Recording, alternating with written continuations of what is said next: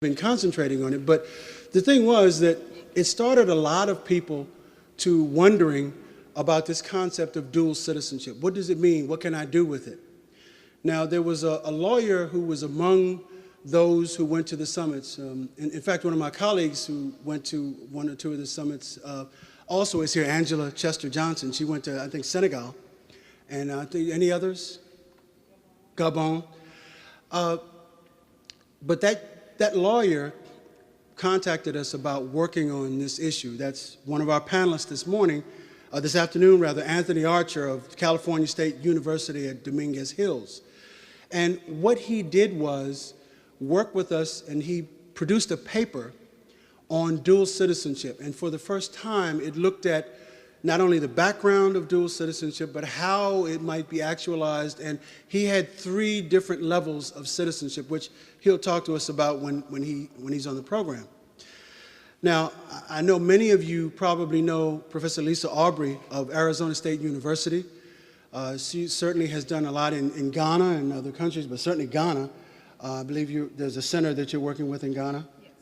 And she has a great familiarity over a range of people who've become citizens, and they've left the United States and become a citizen in Africa, but not necessarily held dual citizenship, as well as those who want to have a foot in both worlds. And I think that's something that we need to consider as we discuss this. And last but not least, on our first panel is Dr. David Horn of California State University, Northridge, who I certainly don't have to introduce to you. You are very familiar with him.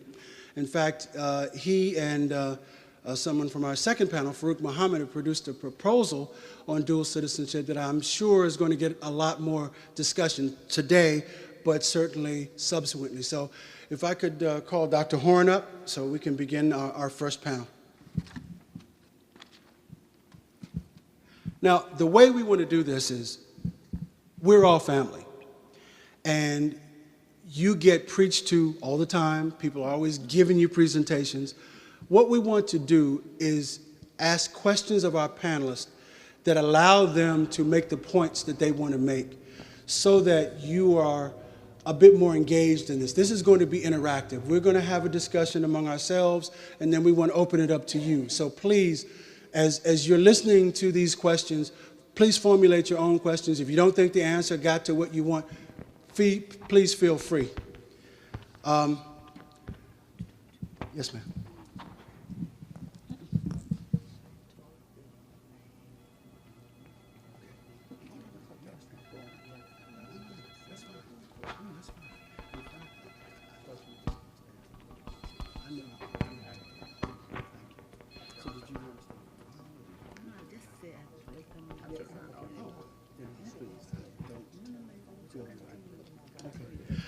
Well, let me start first with Anthony Archer, who wrote that paper I mentioned to you. It's actually on our website from Summit number 8.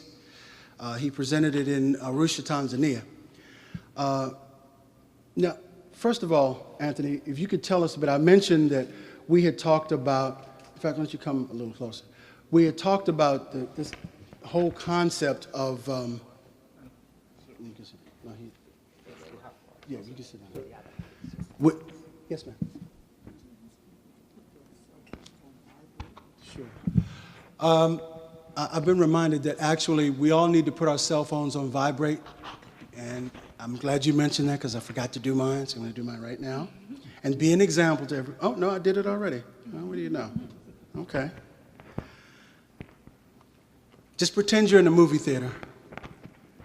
So at any rate, Anthony, if you could tell us a bit about the report that you did, particularly this concept of levels of citizenship. Is it on tonight?